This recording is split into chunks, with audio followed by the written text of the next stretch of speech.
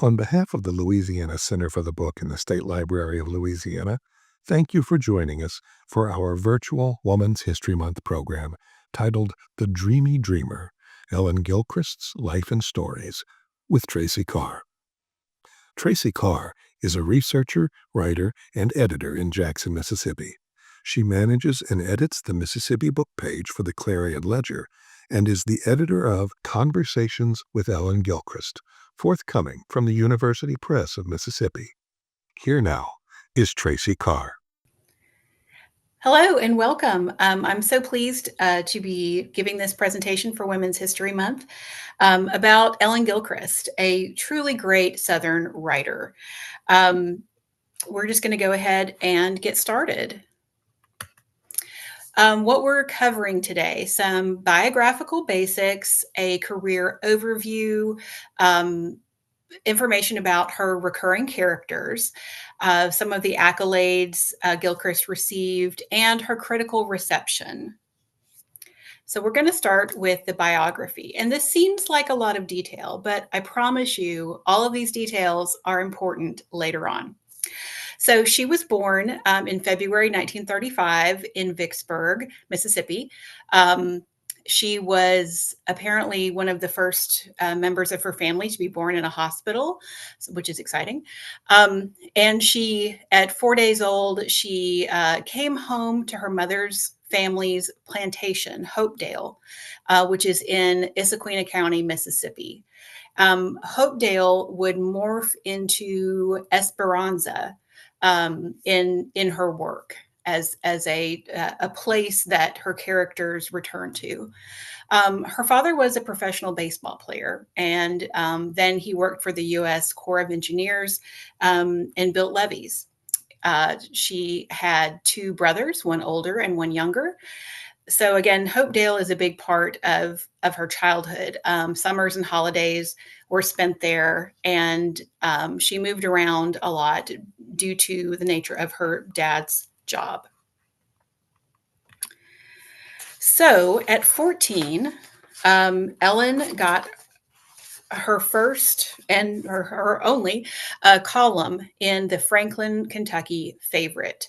And this ran for about a year and a half, and it was a weekly column. And it's absolutely adorable. I don't think you even have to love her to find this incredibly charming.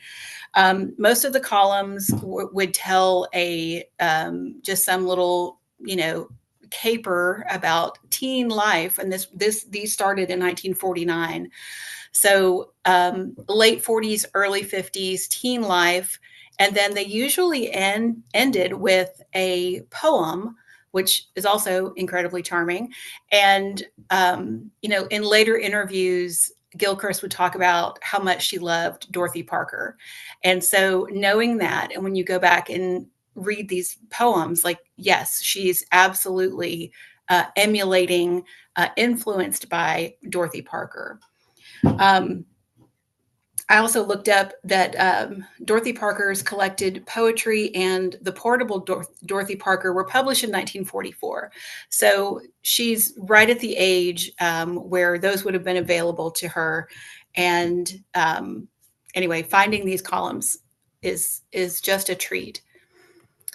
So here, hopefully, is a video of Ellen talking about reading and writing, growing up as a reader and a writer. When I was when I was in the second or third grade, I went to the library every Saturday of my life. Most of the things that I did with other people. I like to have 2 or 3 other people around. My mother let me have people spend the night with me all the time, and I always had 1 or 2 close friends, and somebody spent the night with me every night. My brother would be upstairs having 4 people spend the night with him. But there was this lonely thing that I did all my life, and that was read. But my mother's a big reader, and one of my grandmothers, I had people I could discuss books with. And I always had secret relationships with English teachers in that I would stay after class and talk to them. I read poetry a lot. Oh, I remember. I'd been reading a sad poem with a Greek name about how a poet, probably a 17th century poet, had lost his best friend, and instead of going to the funeral, he'd gone off to the woods to have a private, whatever this big Greek word was that meant, that he would stay there. I was in love with a boy that was a lot older than I was, and I thought he was going to die of cancer. And I must have been thinking about that. I'd been out there, with my same age boyfriends. So I went hiking off into the woods, and the sun was going down, and it was a cold, dark, late fall day. And finally, I went up over the rise of a hill, and I was sitting up on top of that hill saying, I probably had the book of poetry with me too, reading the book of poetry to myself and imagining the death of this person, who's a very healthy 54-year-old at the moment and did not, thank God, die of cancer or anything else. And then I probably, and I remember that I did, wrote poems all afternoon, or wrote on one. I know it was a lot of writing. And in that writing, I was a person grieving over the death of a person. There'd been no deaths in my family except, very old people that was not greatly saddened by. And then when I was satisfied with that and the sun was almost down or completely down, I'd be walking back home in a strange sort of state. And by the time I got to my yard, I'd be myself again, and I'd go in the house and go in the kitchen, and everybody'd say, why are you late to dinner, and why weren't you here, and where have you been? And then I'd eat about 15 pieces of cinnamon toast and drink a whole lot of milk, and I'd be a child again. But I think that that's true of my writing then, and it's true of it now. When I write, I get up out of bed and I make some coffee and all this, and I'm my nice, normal self. And if my grandchild's been spending the night, I take him home. And then I go into the room where I work, and I'm someone else. All right. Okay, back to the biography. Ellen graduated high school from Southern Seminary and Junior College in Buena Vista, Virginia. And honestly, I only mentioned that because I wanted to include this absolutely adorable picture of her graduation. She's the one with a cigarette and the cute attitude. So her college life. So we're really entering territory here that is that's going to lead to something else. So she enrolled at Vanderbilt University. That was the fall of 1953, spring of 1954. Then she transferred to Alabama for the fall semester of 1954. Then she transferred again to Auburn in the spring of 55. So an important thing happens after that. She drops out of college to marry Marshall Walker.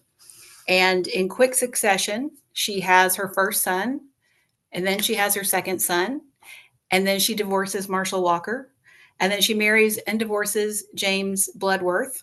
Then she remarries Marshall Walker, has a third son with him, and then divorces him again. And not only is this interesting, just as human nature, but one of her characters in particular will follow also this exact course. And this is another picture from her Facebook page. So she did have a third or fourth husband, if you count the remarriage to Marshall Walker as a new additional husband. But before we get into that, and when she lived in New Orleans, let's talk about the years in between. So in 1963 through 68, she moved to Jackson, Mississippi, and her parents lived there. And she enrolled at Millsaps College, and she eventually earned a BA in philosophy in 1967, finished the degree that she started at all those various colleges earlier. And in a really interesting twist, Eudora Welty taught creative writing for one semester at Millsaps College. And it happened to be that Ellen Gilchrist was enrolled. And in interviews, she talks about how she read in the paper that she was going to teach this class, and she demanded to be let in, even though it was it was full. She got her way. And she also got involved with a theater here in Jackson, and she adapted some Welty stories into a play called A Season of Dreams. Okay, so she has this big burst of personal growth, right? She goes back to college, she finishes her degree, she's doing all these things, and then in this the little snippet from a newspaper, she's writing poetry.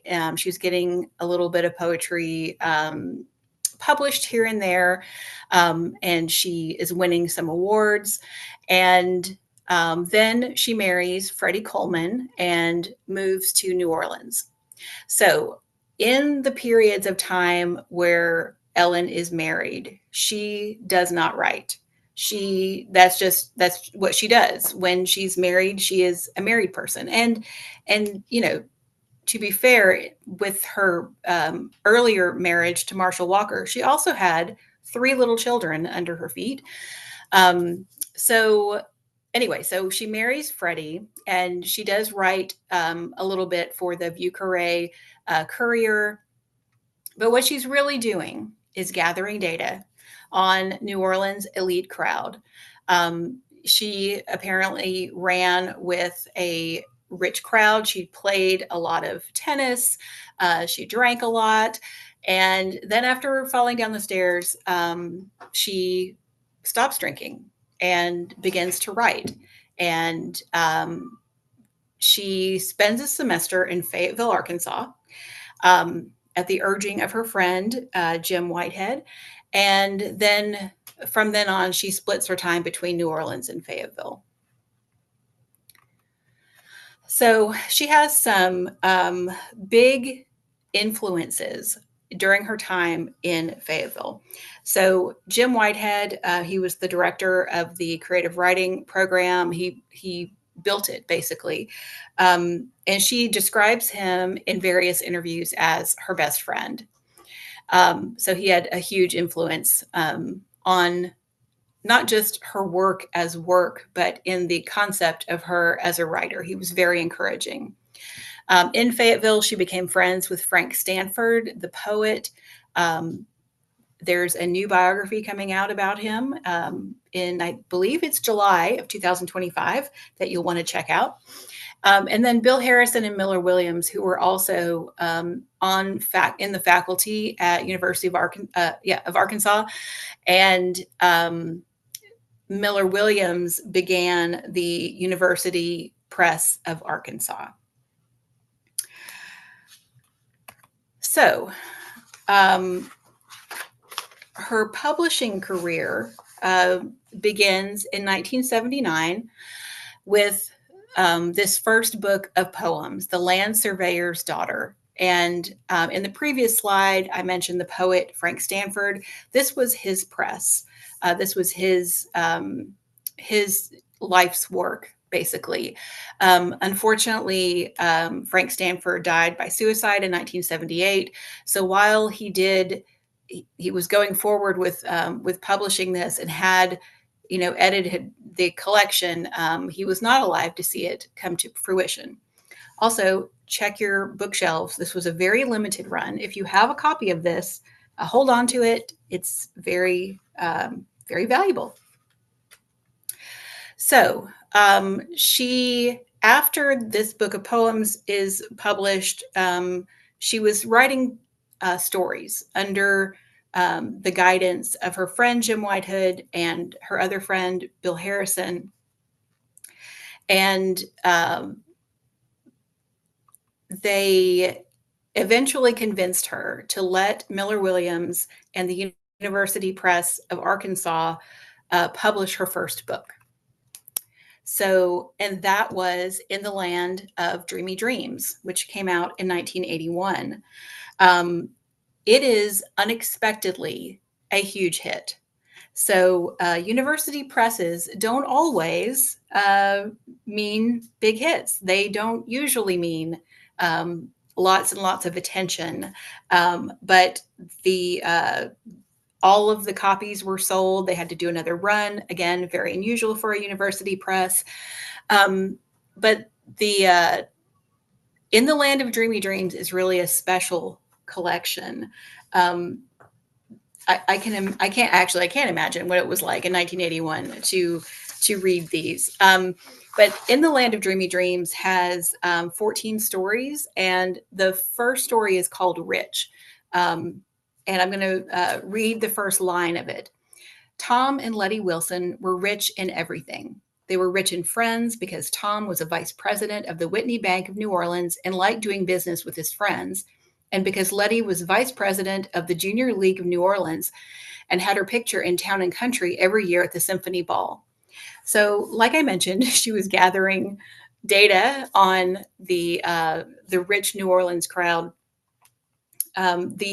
The New Orleans of this book and the New Orleans that she writes about in her other stories and novels is this version of it, the Junior League bank executive version, and how there's a disconnect between this rich life and the not so rich interiors of the characters.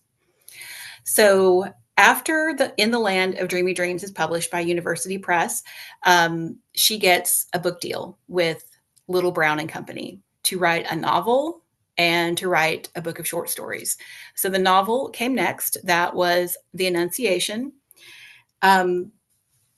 I will show you later some of the reviews it got. It did not sweep the world on fire. I love it. Personally, it's my favorite, but it got some mixed reviews. And in some of her interviews, she's talked about like, well, she didn't know what she was doing.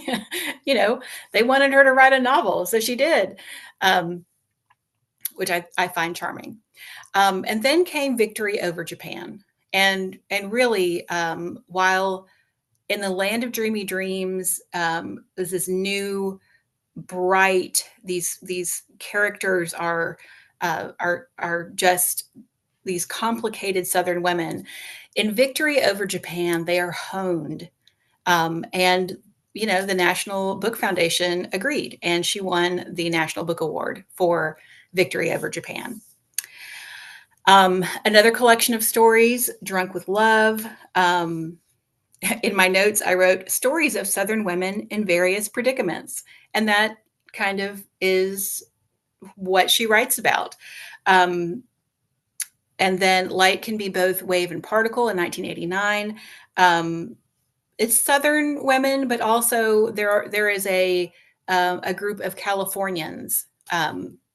Well, the woman is from New Orleans, and then the Anna Papers, another novel. In it, a writer discovers she has cancer and walks into the sea, which sounds a lot like The Awakening by Kate Chopin. And then her sister Helen is the executor of her estate and is going through her papers, hence the title. She would go on to write many more books. But I think these first 6 are really the meat of her career. So she ended up writing 2 books of poetry, 14 books of short stories, 7 novels, and 3 essay collections. So let's hear from Ellen how In the Land of Dreamy Dreams came about. And by then I'd started writing short stories, and the first one had won some big award of the Associated Writing Program. That's the biggest thing you can win. Mm-hmm. It was the first choice of the publication of the nationwide Associated Writing Programs. And I don't know if, and then Bill Harrison came to me and said, Ellen, this is a book, I want to take this to my agent. And I said, no, I'm not going to show this to someone I don't know in New York City. I said, leave it alone. I don't want people judging my work. And he said, but he said, I'll tell you what, Miller is starting a press, the Arkansas Press, and he wants a book of fiction. Will you let Miller publish it? And I said, yeah, I'll let Miller publish it. But I'm not going up to New York, talk to some strangers about my work. I'm coming around to feeling that way about things again. And then Miller published In the Land of Dreamy Dreams, and it was this huge success and sold all the copies in about a week. And then he kept printing them. He was printing them as fast as he could, but they were being sold as fast as he printed them. And then someone who'd been in the program here took a copy of it to the agent that he worked for, Don Cogden, who represents some of the great names in American fiction for many, many years, and in European fiction. And he called me and asked to be my agent. And then after that, people started giving me lots of money, which is why I kept writing fiction instead of going back to poetry. Yeah. Okay. I'm including those snippets of her talking just because she's so frank about things. So just love it. So recurring characters. Earlier, I went into some of the details about, her biography and her marital life. And that is because all of those rich experiences of growing up at Hopedale and having these two brothers, eloping during college, all of those things would be mined for her work. So probably her most famous or notorious character is Rhoda Manning, who is a talented writer with two brothers who elopes during college and who has 3 sons. And of Rhoda, she in interviews, apparently it was, you're not supposed to make anything autobiographical. I guess I think that's okay now, but I think in the 80s that was frowned upon in some way. And Ellen gets around saying that she's a version of Rhoda by saying, I gave her all of my childhood memories, which is essentially, in a sense, saying that you based it on yourself, but it's enough of a distance that, the interviewer's like, yes, that's totally different. But she's also said of Rhoda, I can feel Rhoda. Of all my women characters or female characters, Rhoda's the one that I can feel and smell and touch. I can see things through her eyes. So some of her other characters, though, obviously, she's a wonderful writer. She can make things up. Nora Jane Whittington, she's a free spirit. She robs a bar in New Orleans dressed as a nun, which is a great, I don't have the title of that in front of me, but it's the first story where we meet Nora Jane, and it's in the Land of Dreamy Dreams.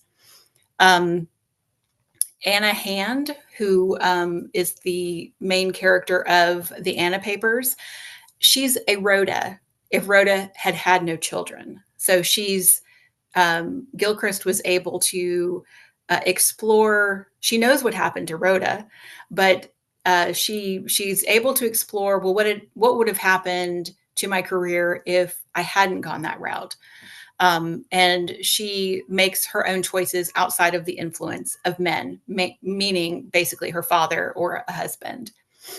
There is Crystal Weiss, who is usually referred to as Miss Crystal. Her stories regarding Crystal are sometimes told from the perspective of her maid, whose name is Tracy Carr. And Crystal is a great example of, she is a victim of that New Orleans excess. And then Amanda McCamey is the main character of The Annunciation. And she leaves her New Orleans husband to pursue creative writing in Arkansas. And yes, you heard that a few slides ago. I did want to read, I found this in another interview where someone was asking about using your own autobiography for your characters.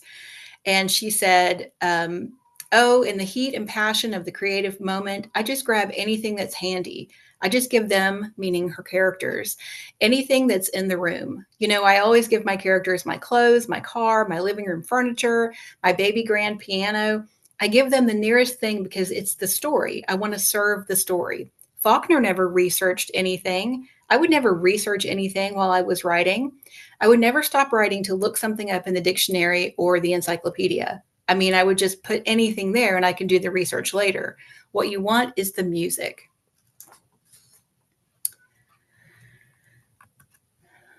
Okay, so this is a short clip from a radio interview from 1998. She was promoting her latest novel, Sarah Conley. Let's see if this will work. I think that the beginning impetus was that I wanted to write a novel. One of my readers or one of my friends kept talking about it, and I said, why aren't you satisfied with the collections of stories? Why do you want a novel? And she said, because I want to be able to take a book with me to bed and have it there night after night. I don't want it to be finished in one night. And I kept thinking about that, and I thought, that's the best argument I've ever heard for why I should want to write a novel. But a novel is a huge investment in time and energy and hope. It's an investment in hope and self-confidence. And you got to really lay a lot of stuff out on the table, put a lot on the line to write a novel. You have to keep believing in yourself for a very, very long time. It's not difficult to believe in the world you're creating and the characters, or it isn't for me. Once I create the characters and I set them in motion, and the plot and the characters come to me as a whole, and once I know the world I'm creating, I want to keep writing the book because I won't ever know the end of the story. I may think I know what happens, but I don't know how.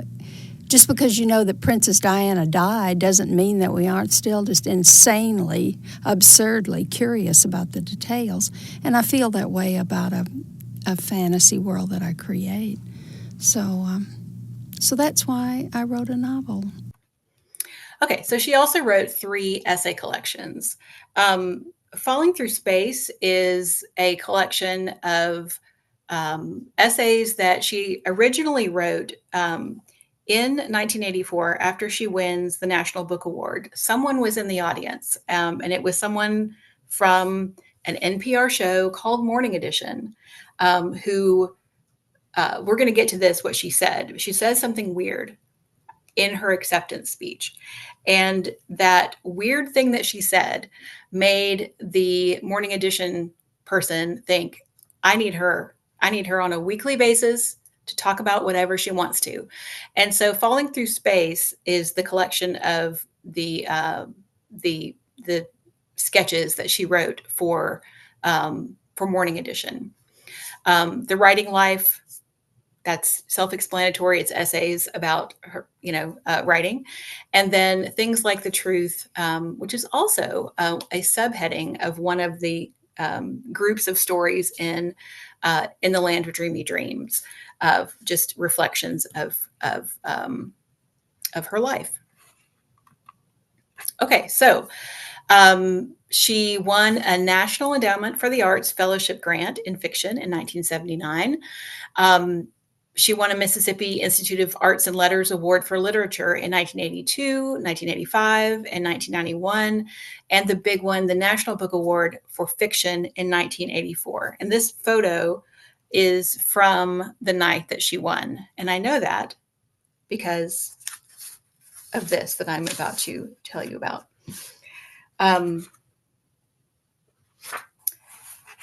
Okay, so there was an article. There were lots of newspaper articles about her winning and who else won and all of that. But in People magazine, the article is called "Southerner Ellen Gilchrist is the book world's belle." It says, "The dark horse, Ellen Gilchrist, a saucy 49-year-old Southerner was poised for action in a ruby red velvet suit. As the crowd burst into applause when her name was called out, Gilchrist trotted to the microphone to claim the award and $10,000 in prize money. After graciously acknowledging her competition, she stopped and the audience stirred expectantly. Apparently at a loss for what to do next, Gilchrist then blurted out, I brought my Lionel Richie tape with me if anyone wants to listen to it. When I first read that, I thought, that is the weirdest thing I've ever heard that anyone has said when accepting an award. But it made me love her so deeply. Also, it's the only this snippet is the only way I know that this suit was ruby red velvet. So anyway, love it. Love that she says the weird thing. And what does the weird thing bring her? A job on Morning Edition, writing about whatever she wants to. So the lesson there is stay weird, be yourself. Okay, so what is her critical reception? In the Land of Dreamy Dreams got basically raves all around. And I have a few snippets here. This one from the Washington Post. And Gilchrist is the real thing, all right. In fact, it's difficult to review a first book as good as this without resorting to every known superlative cliche. There are, after all, just so many ways to say auspicious debut. That's wonderful. The next story collection, Victory Over Japan, it would win the National Book Award, but I think for some reviewers or readers, they didn't get it. Like this in Kirkus reviews, a monotonous parade of feisty, bratty Southern belles, mildly engaging one by one, somewhat numbing when lined up one after the other. Now, if you're not into that, I can see it.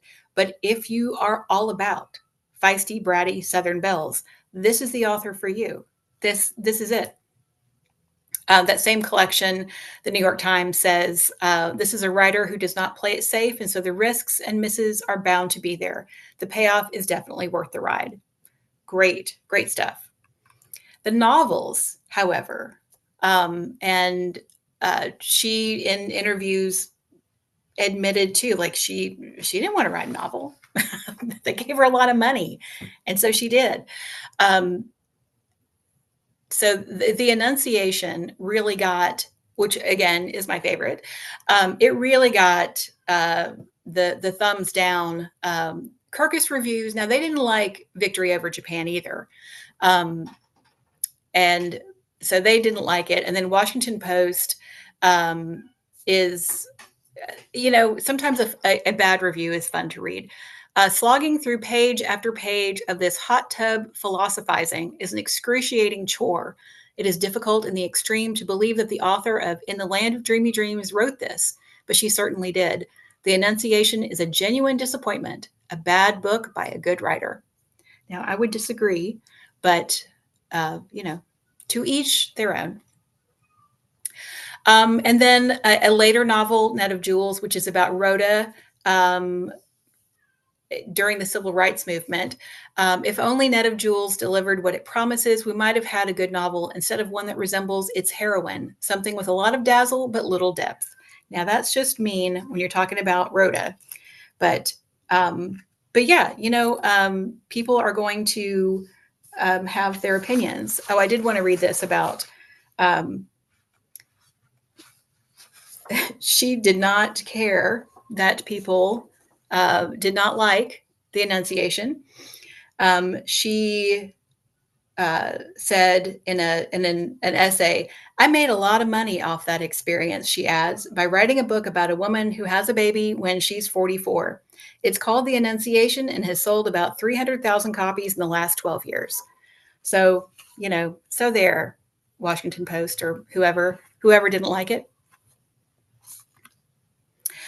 And I just wanted to touch on literary criticism based around Gilchrist. So there are 3 full-length books that are, analyses of her work. I counted this week 31 theses and dissertations regarding Gilchrist and feminism, Southern women, feminism and Southern women, Southern culture. There's comparisons to other Southern women writers, and of course, the patriarchy. So, she has it all. Okay, and then I did want to show you this bonus content. This is from Ellen's open public Facebook page. She just posted this cute picture of herself, and her granddaughter said, "Grandmom, you look hot." And then Ellen says, "We are beautiful and charismatic. I like it that way. Hooray for good genes. Love, the writer, an alias." It really kind of tells you everything you need to know about, her spirit. And I just admire her. So thank you for having me for this Women's History Month celebration.